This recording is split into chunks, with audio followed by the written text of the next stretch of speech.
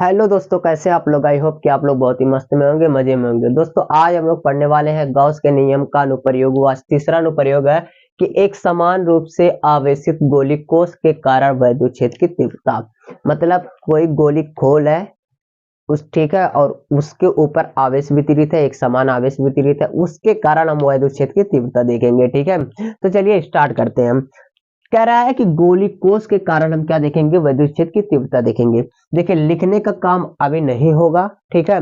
इसके लिए आपको वीडियो के एंड में मिल जाएगा, आप स्क्रीनशॉट ले लीजिएगा कि किस तरह से हमें लिखना है, उसका फिगर और पूरा स्टेप बाय स्टेप जो लिखा रहना चाहिए वो सारी चीजें आपको मिल जाएगी इस वीडियो के एंड में। ठीक है, तो सिर्फ हम यहाँ कॉन्सेप्ट समझेंगे, उसके बाद आपको वीडियो के एंड में वो सारी चीजें मिलेगी। ठीक है, तो चलिए पहले हम कॉन्सेप्ट को समझते हैं। ठीक, हमारा कॉन्सेप्ट क्या है। ठीक है, हमें किसके कारण वैद्युत क्षेत्र की तीव्रता ज्ञात करनी है, आवेशित गोलीय कोष के कारण। गोलीय कोष का मतलब क्या है, जैसे कि बॉल देखते हो, बॉल खेलते हो, जो बॉल है ना, तो वो अंदर से भी खोखला होता है। ठीक है, गोल होता है लेकिन अंदर से भी खोखला होता है। इस तरह से जब उसके ऊपर अगर कोई आवेश वितरित है उसके कारण हम वैद्युत क्षेत्र की तीव्रता देखेंगे। ठीक है, तो समझ लीजिए हम यहाँ बना रहे हैं गोली खोल। ठीक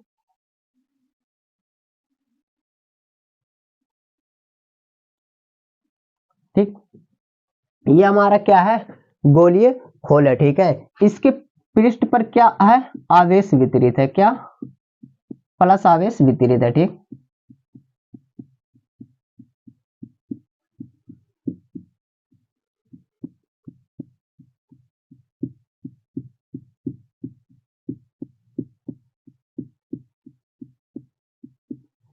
क्या है, आवेश वितरित है। ठीक है, और इसी के पृष्ठ से कुछ दूरी पर क्या है, हमारा एक बिंदु P है। क्या है, एक बिंदु P। ठीक, यहाँ पे कोई बिंदु P है और इसके केंद्र से हम मान ले रहे हैं, इसके केंद्र से बिंदु P की दूरी क्या है हमारी, स्मॉल r। ठीक है, स्मॉल r हम इसको ले रहे हैं और इसका जो यहाँ से इसकी दूरी जो है ये हम कैपिटल R ले रहे हैं। ठीक है, ये बिंदु P है। क्या है, ये बिंदु P है। ठीक है, और इसी बिंदु P पे हमें क्या देखना है, वैद्युत क्षेत्र की तीव्रता देखना है। एकदम आराम से समझेंगे। ठीक, अब देखिए यहाँ बिंदु P है और इसी पे हमें वैद्युत क्षेत्र की तीव्रता देखनी है। ठीक है, और इस गोले की ये क्या है, ये त्रिज्या है। क्या है, त्रिज्या कैपिटल R। ठीक है, अगर हमें गॉस के नियम का अनुप्रयोग पढ़ रहे हैं हम, और गॉस के नियम का अनुप्रयोग किस पे लागू होता है, गॉस का नियम किस पे लागू होता है, तो बंद पृष्ठ होनी चाहिए। क्या होनी चाहिए, बंद पृष्ठ होनी चाहिए। अब हम इस केंद्र से इस बिंदु P तक की जो r दूरी है, इसी पे हम क्या करेंगे, एक बंद पृष्ठ, एक गॉसियन पृष्ठ की कल्पना करेंगे। ठीक है, ये गोला है तो हम गोली खोल का भी उसमें कल्पना भी करेंगे। ठीक है, तो चलिए यहां से हम क्या कर रहे हैं, बंद पृष्ठ की कल्पना कर ले रहे हैं। ठीक है,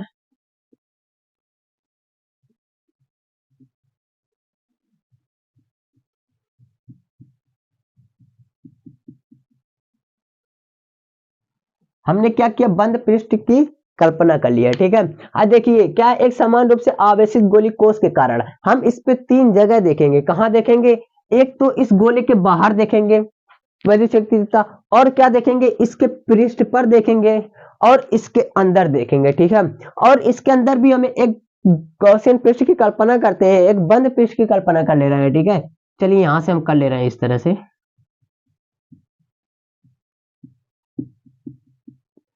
और यही कहीं बिंदु P डैश मान ले रहे हैं, ये बिंदु P डैश है। क्या है, ये बिंदु P डैश है। ठीक है, इस पर भी वैद्युत क्षेत्र की तीव्रता की कल्पना करेंगे और इसके पृष्ठ पर, ये जो गोला है ना, गोला, इसके पृष्ठ पर भी हम वैद्युत क्षेत्र की तीव्रता की कल्पना करेंगे, इसको मतलब निकालेंगे इसका भी, और यहाँ बिंदु P पर भी तो हम निकाल रहे हैं। इस समय हम क्या देख रहे हैं, इसके बाहर, गोले के बाहर, किसके, गोले के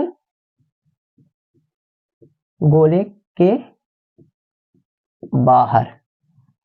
ठीक है, हम गोले के बाहर देख रहे हैं। ठीक है, अब देखिए चूंकि हमने गोले के केंद्र से बिंदु P की दूरी क्या लिया है, R लिया है। अगर हम इसी बिंदु P पे, ठीक है, इसी इसी के एक पृष्ठ पे, यहाँ बिंदु P है। ठीक है, यहाँ हम क्या करें, एक छोटा सा क्षेत्रफल, क्या है हमारा क्षेत्रफल, अगर हम यही एक छोटा सा क्षेत्रफल DA ले लें, कौन सा क्षेत्रफल, DA, छोटा क्षेत्रफल, कौन सा, छोटा क्षेत्रफल DA। ठीक है, फिर क्या होगा, DA क्षेत्रफल सदिश और वैद्युत क्षेत्र, दोनों एक ही दिशा में होंगे। किस में होंगे? एक ही दिशा में होंगे। वैद्युत क्षेत्र और क्षेत्रफल सदिश डीए दोनों एक ही दिशा में होंगे, इसलिए थीटा बराबर क्या हो जाएगा? 0 हो जाएगा। ठीक, आई थिंक समझ में आ रहा होगा। ठीक है, अब देखिए, चूंकि ये गोले के पृष्ठ पर आवेश वितरित है, कहां आवेश वितरित है? गोले के पृष्ठ पे। अब हम क्या करेंगे? गोले के पृष्ठ पे क्या निकालते हैं हम लोग? पृष्ठीय आवेश घनत्व निकालेंगे। क्योंकि पृष्ठीय आवेश घनत्व को पृष्ठीय आवेश घनत्व देखिए लिखा कैसे जाएगा, आप घबराइएगा नहीं, आपको वीडियो के एंड में सब कुछ मिलने वाला है। ठीक है, पृष्ठीय आवेश घनत्व तो हमने निकाल रहे हैं, जो सिग्मा बराबर होता है क्यू बाई ए।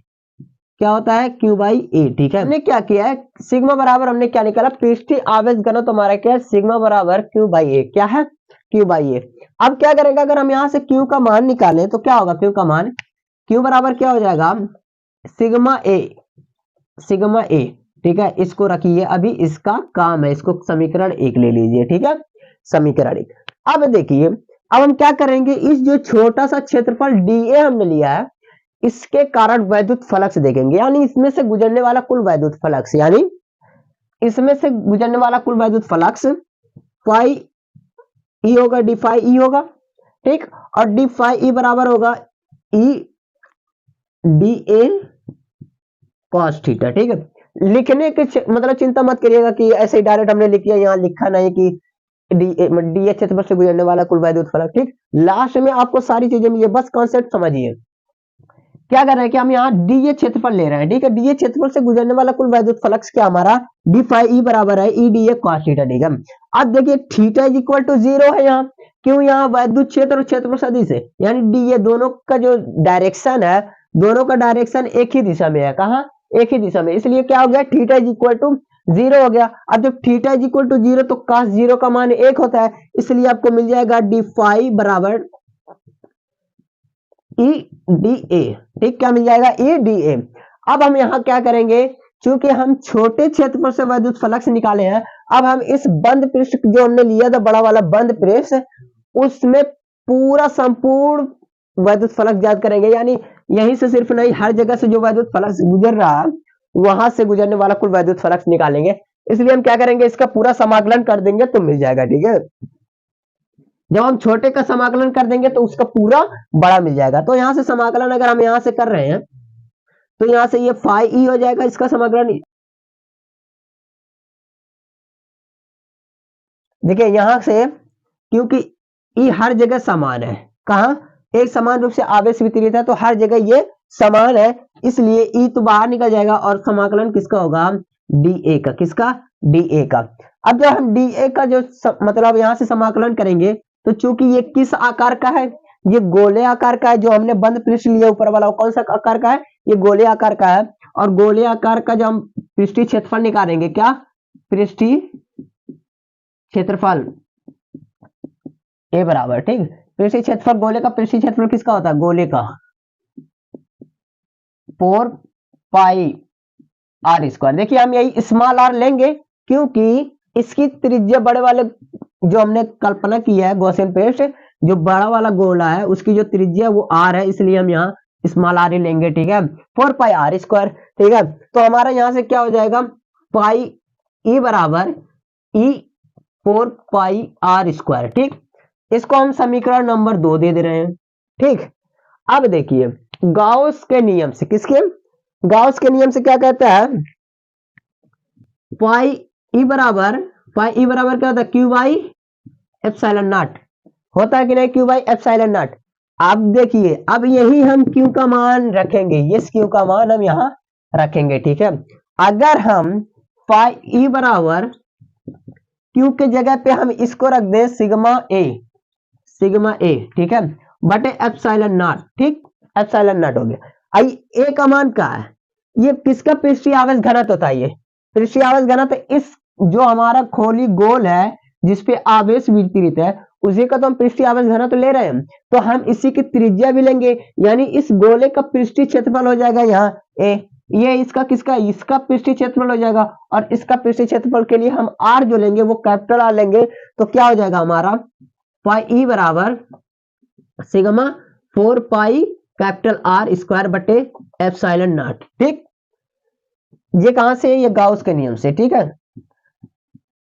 के नियम से। ठीक है, लिखने के लिए आप घबराइएगा नहीं, आपको मिलने वाला है। ठीक है, आगे वीडियो के एंड में। अब देखिए ये फाई ई, इसको समीकरण नंबर 3 दे दो। ठीक, और समीकरण 2 और 3 से तुलना करा दो। क्यों तुलना करा दिया जाएगा? फाई ई बराबर ये भी है और फाई ई बराबर ये भी है। ठीक है, तुलना करा दो, यानी E 4 pi R square, E 4 pi R square बराबर होगा sigma 4 pi capital R square बटे एप्सिलॉन नॉट। क्या हो जाएगा? Epsilon nought. ठीक है, हाई देखिए, हाई 4 पाई, हाई 4 पाई से कैंसिल, तो ई बराबर मिल जाएगा, हाई आर स्क्वायर नीचे जाएगा तो सिग्मा कैपिटल आर स्क्वायर बटे हाई स्मॉल एप्सिलॉन नॉट हो जाएगा, और यहां से स्मॉल आर जाएगा नीचे, स्मॉल आर स्क्वायर। ठीक है, आपको ये फार्मूला मिल गया। ये किसका फार्मूला मिला आपको? ये किसका फार्मूला मिला?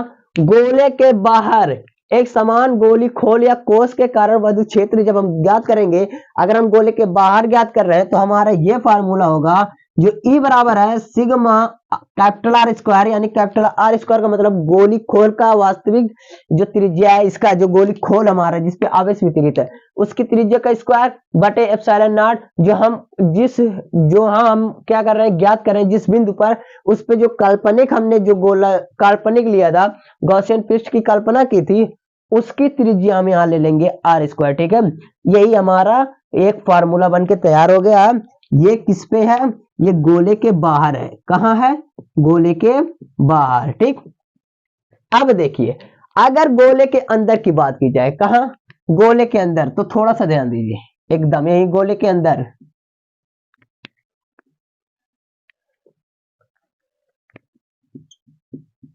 गोले के अंदर, ठीक, गोले के अंदर, जब गोले के अंदर नहीं देखेंगे हम, गोले के पृष्ठ पे देखेंगे। आप पहले इधर ही से आइए ना, आ रहे हैं तो पृष्ठ पड़ गया, पहले गोले के पृष्ठ पर। ठीक, गोले के पृष्ठ पर। अब देखिए जब गोले के पृष्ठ पे आएंगे तो ये दूरी घट के किसके बराबर हो जाएगी? ये स्मॉल आर कैपिटल आर के बराबर हो गई, यानी यही चीज आप यहां पे चले आएंगे। अब यहाँ पे पृष्ठ पे चेक करेंगे तो हमारा क्या हो जाएगा? स्मॉल आर बराबर कैपिटल आर। ठीक है, तो इसी फार्मूले से आपको मिलेगा ई बराबर सिग्मा आर स्क्वायर बटे एप्सिलॉन नॉट। हाई छोटके आर को, क्योंकि छोटका आर बराबर बड़का आर है, तो हाई छोटके आर के बराबर मतलब बड़के आर की जगह ये छोटके आर की जगह ये बड़का आर लिख दीजिए, यहाँ पे भी बड़ा आर लिख दीजिए, आर स्क्वायर, या आर स्क्वायर आर स्क्वायर से कैंसिल, ई बराबर मिलेगा सिग्मा बटे एप्सिलॉन नॉट। क्या मिला? सिग्मा बटे एप्सिलॉन नॉट। ठीक, ये कहा था गोले के पृष्ठ पे। कहा? गोले के पृष्ठ पे। क्या मिला आपको?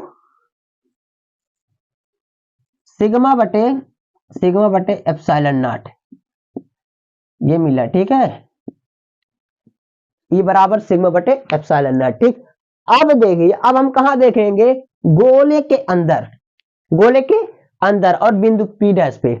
हम बता दें गोले के अंदर ये पी डैश है, गोले के अंदर किसी भी बिंदु पर क्या होगा? वैद्युत क्षेत्र की तीव्रता 0 होगी। क्यों 0 होगी? देखिए गोले के पृष्ठ के ऊपर, यानी गोले के ऊपर उसके पृष्ठ पे था वैद्युत, मतलब जो भी आवेश यहाँ था वो उसके ऊपर, गोले के ऊपर पृष्ठ पे था। ठीक है, गोले के अंदर कोई आवेश उपस्थित नहीं है। जब कोई आवेश उपस्थित ही नहीं है तो कहां से वैद्युत फ्लक्स होगा? जब वैद्युत फ्लक्स ही 0 है तो यानी ई भी क्या होगा? 0 होगा। क्यों 0 होगा? देखिए इसके अंदर कोई आवेश है? कोई आवेश नहीं है। जब आवेश ही नहीं है तो वैद्युत फ्लक्स ही नहीं होगा। जब वैद्युत फ्लक्स फाई बराबर ही 0 तो ई बराबर भी 0 हो जाएगा। ठीक, ये था इसका कॉन्सेप्ट। ठीक है, कॉन्सेप्ट तो आपको समझ में आया होगा। और रहा ये आपको कि अब इसका नोट्स आपको दिया जाए, तो ये रहा आपके स्क्रीन पे नोट्स, और आप इसको स्क्रीनशॉट ले लीजिए इस नोट को। ठीक है,